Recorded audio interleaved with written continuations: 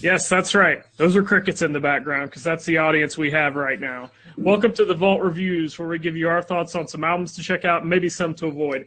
I'm one of your hosts, Zan Morning, and Brent's with us, of course, and he's got crickets on his end. So I've got a couple of dogs here. Brent, is that all you got's crickets? I guess apparently. I don't know. Am I hearing crickets? I guess I do have a couple crickets in the background here. Hey, that's more than what most of the times that we get people listen to the show. So That's true. That's true. I've actually got a very lazy beagle looking at me like I'm crazy right now too. So hey, so there's more than crickets. That's an improvement. yeah. We've got what now, like 3 dogs and a cricket. Yep. Oh, I just had a cat come into the room.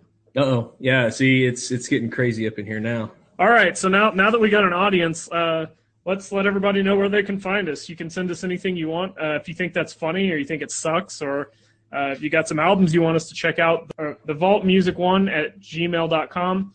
And you can send us anything you want on Twitter at the Vault Music 1, Facebook.com/the Vault RVWS. We're on YouTube. We're on Stitcher. We're new on Stitcher, so definitely go check that out on your mobile device.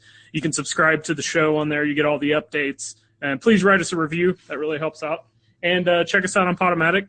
So today we're going to do the newest album, Venom, by Bullet for My Valentine, which is a 2015 release.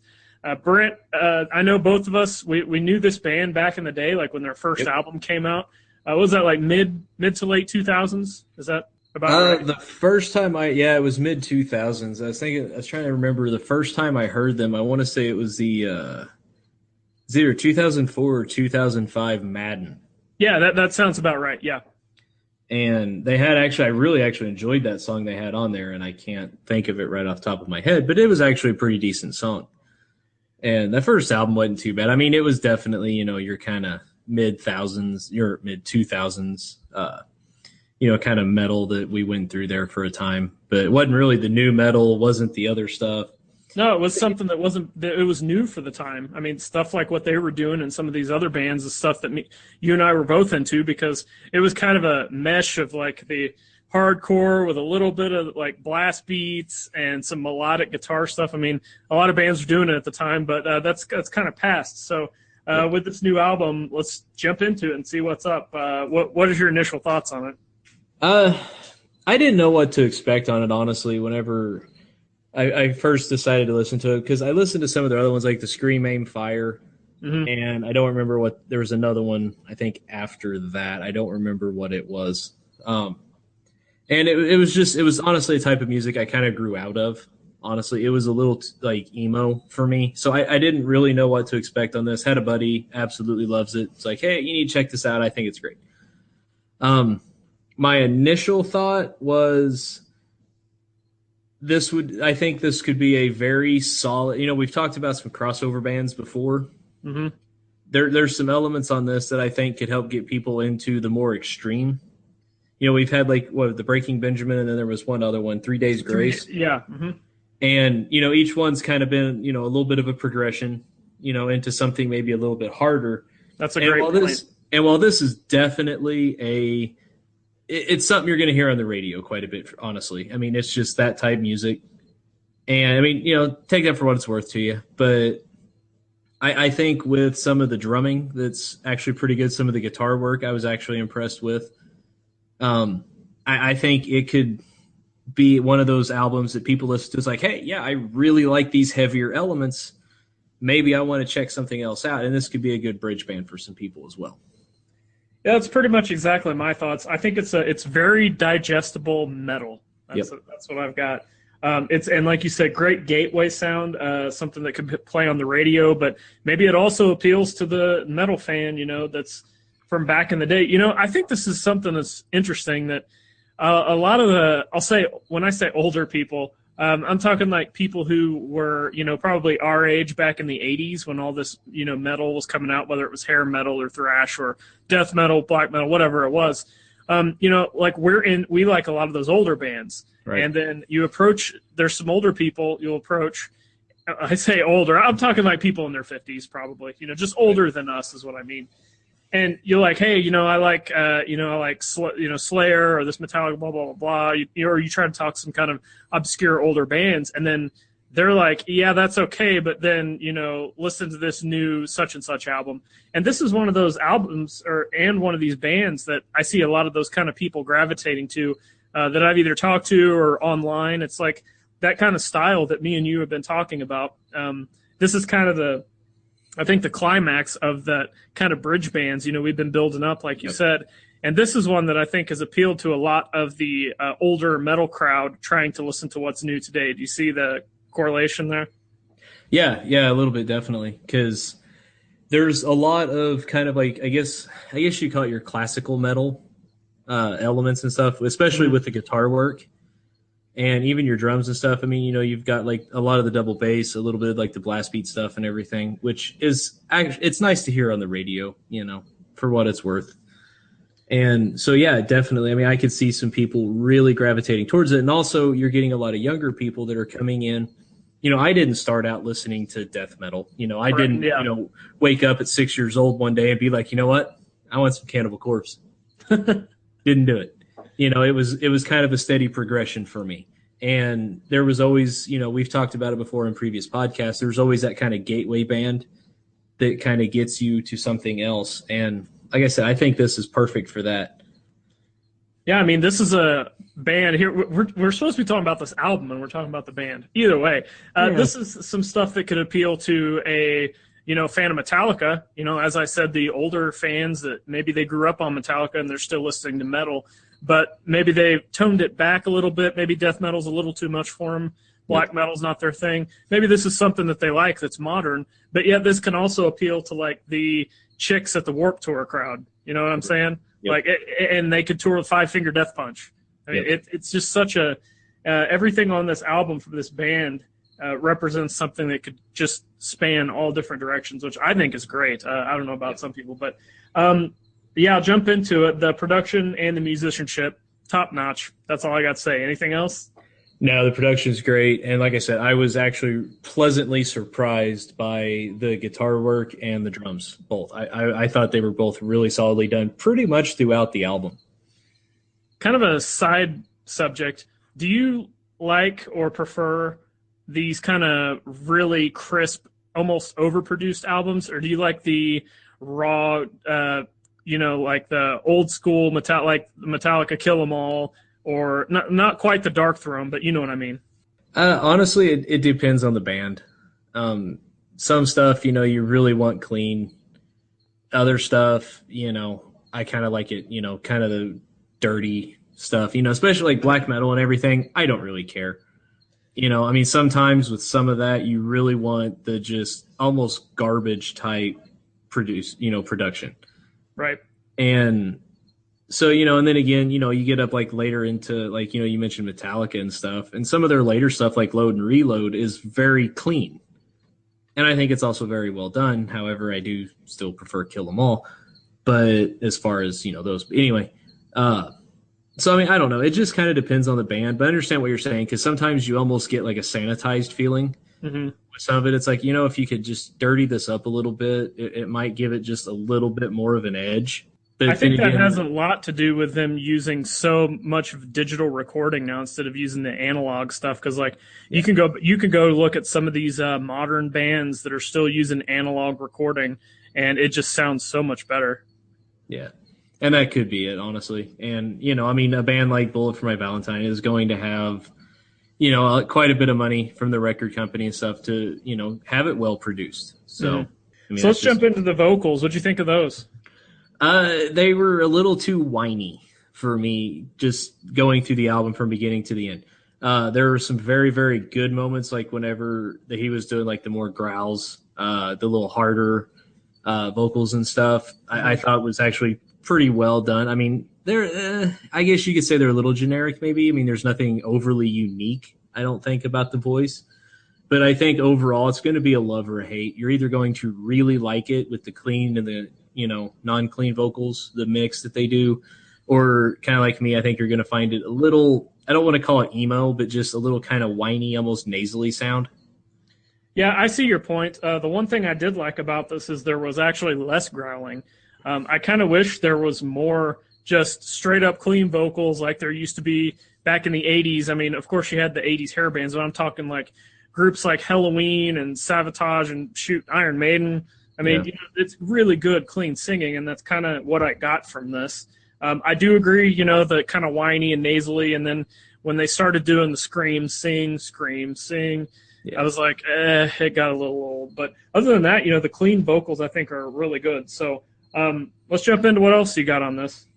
Honestly, the big thing I took away from this is it reminded me a lot of Avenged Sevenfold, especially their last album.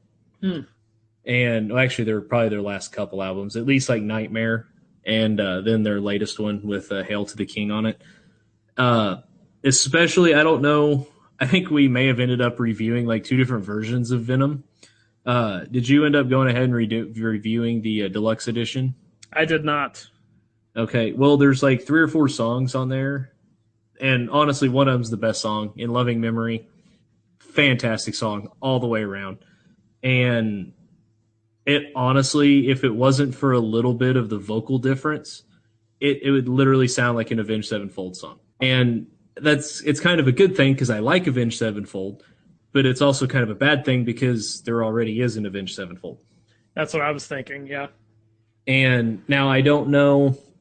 I mean, obviously there's going to be overlaps in styles and stuff in places and everything. And I mean, it's obvious to tell that it's not Avenged Sevenfold.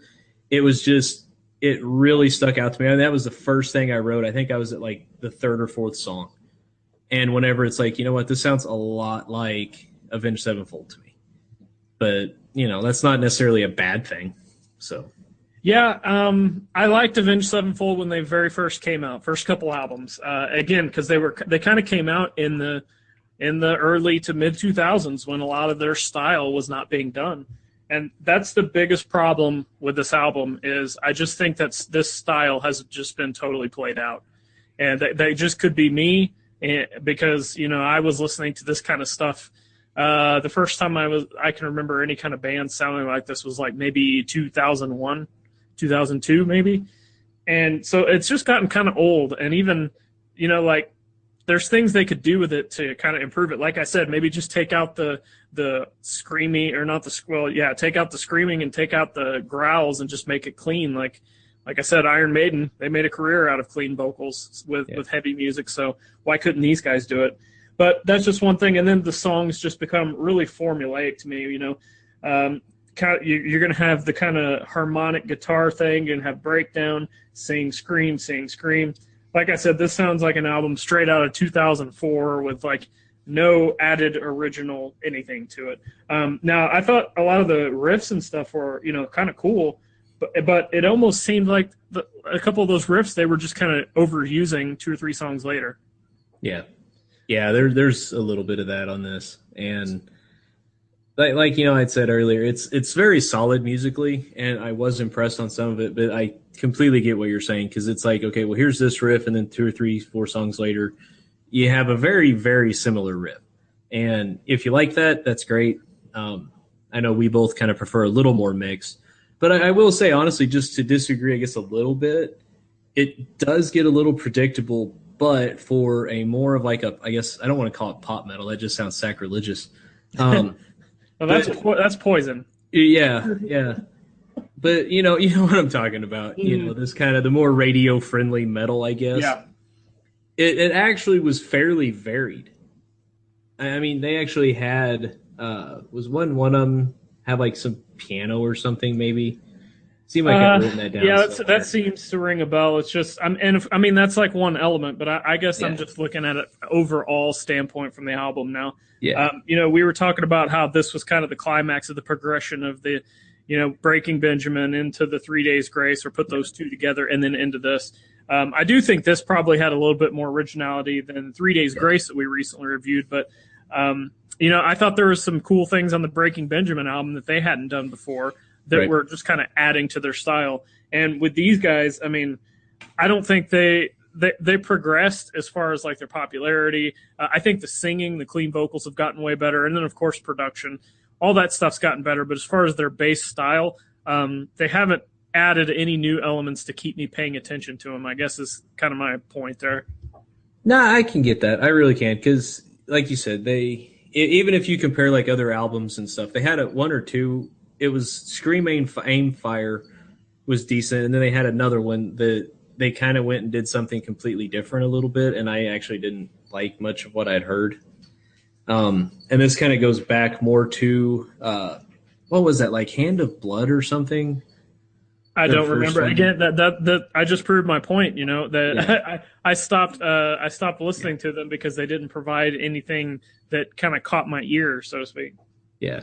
No, and I can get that, but there again, if you're a fan of the more kind of radio friendly stuff, and maybe you want something a little harder than like your Breaking Benjamin and 3 Days Grace and stuff, this is something I think would be at least worth checking out, just to kind of see, because there's some good elements on here, and if you like some of them, you know what, there's a lot of other bands that do everything they do on this album, and honestly better. So. Well, and this is a great album for, say, me and you both have friends that are totally not into metal. Right. And let's say that all of a sudden, you had somebody come up to you and they were, just talking music, and they mentioned, they wanted to start listening to something heavier, or maybe they liked, Five Finger Death Punch or something, maybe. Because they're heavier than this, but it's along the same kind of radio level. Yep. And, this is an album you could say, hey, this, if you like this, check this out. I'm always recommending music to other people, but I also kind of know, I take pride in knowing what other people like. If somebody likes, Nickelback for whatever reason, I'm not going to say, oh, well, if you like that and you think that's heavy, you should listen to this new Cannibal Corpse album. I'm not going to do that, because that's just going to totally alienate them from metal. So yeah, but it's a Nickelback fan. Still, they're alienated anyway, I guess. Yeah, I mean, don't get me wrong. I mean, I'm sure the one guy that likes Nickelback is not going to listen to Cannibal Corpse. Remember, I told you there was that crowd, that older generation crowd. A lot of them like Nickelback. Oh man. I know. I guess they're listening to music, and that's all that matters. That's true. That's a great point. Yeah. So, and speaking of that, let's jump right into the review on the Vault Star rating system. 1 star being the worst, 5 stars being the best. What do you give this album? I'm going to give it a 3. That's exactly what I have. To me, it's a little bit above average. I almost was going to give it a little bit higher score, but I listened to some of it again, and like I said, the vocals, it's a total love or hate thing. The songs I liked the vocals. The songs I didn't, I couldn't stand them. But I think the deluxe edition might get an extra quarter of a score, up to like a 3/4 just for the deluxe, because the other 3 or 4 songs that are added are actually better, I think, than most of the other songs on the album. Isn't that weird? I've always hated the bands did that. Yeah, I don't know. I guess they got to put what's going to sell and what's going to be played on the radio on the main stuff, and then for their deluxe edition or their kind of European, Japanese releases, anything extra they got to throw on there. Yeah, well, I mean, it's like I don't know how many times I bought the first Slipknot album. Oh yeah, not the Make Me Kill Repeat, but their first big one, yeah. debut. Mm-hmm. And because they were like, okay, well, here's the original release. It's like, oh man, I got to have it. And they're like, oh, well, here's another one with like 20 more songs. Oh, God, I got to have it. Well, here's the Japanese release. And I think I bought the thing 5 or 6 times. Yeah. And it was for like 1 or 2 songs. Of course, now it's like, no, I'm not. But, like I said. Anyway, back to Bullet for My Valentine. I would give it maybe a 3.25 just for the songs on the deluxe. But honestly, overall, I think a 3 is a perfect score for it. It's something to check out if, you want your more radio friendly on the slightly heavier side. Yeah, I totally agree. Like I said, I have it at a 3 also. I kind of wanted to give it a lower score, like a 2.5. But then I started thinking, I think that's about what I gave Breaking Benjamin and 3 Days Grace. And I like this a little bit better just because I think the vocals aren't quite as they're whiny, like nasally whiny, like you said, but they're not as poor me, I don't think, as 3 Days Grace. So I had to give it a little bit better there. And then it's just heavier. And the riffs are better, and the drumming's better, everything's better. So that's why I went ahead and bumped it up to a 3. So yeah, average album, definitely something to go check out if you're not into metal and you're looking to get into metal, or if maybe you're a death metal fan and you want to just try something new. I'm always preaching to people to try new styles of music they would not normally try, just to test it out. I mean, you never know what you're going to find that you're going to like. So anything else before we go? No, just if you're a fan of A7 or of A7X, Yeah. If you're offended, or if you're a fan of, I'll spit it out eventually, I swear. Uh, yeah, I'll just listen to my crickets and shut up. No, if you're a fan of like Avenged Sevenfold, similar stuff, like that kind of heaviness and style of music, I think you'll probably enjoy it. All right, with that, once again, you can send us thoughts on this, or maybe you've got a band you want to recommend to us to check out or to review. TheVaultMusic1 at gmail.com. Check us out on Twitter at TheVaultMusic1, Facebook.com/TheVaultRVWS. We're on YouTube, we're on Stitcher, we're on Podomatic. So please follow and subscribe, rate, give the show a rating, and let us know what you think and spread the word. Share music and share the show with everybody you know. So until the next review, see you later. Peace.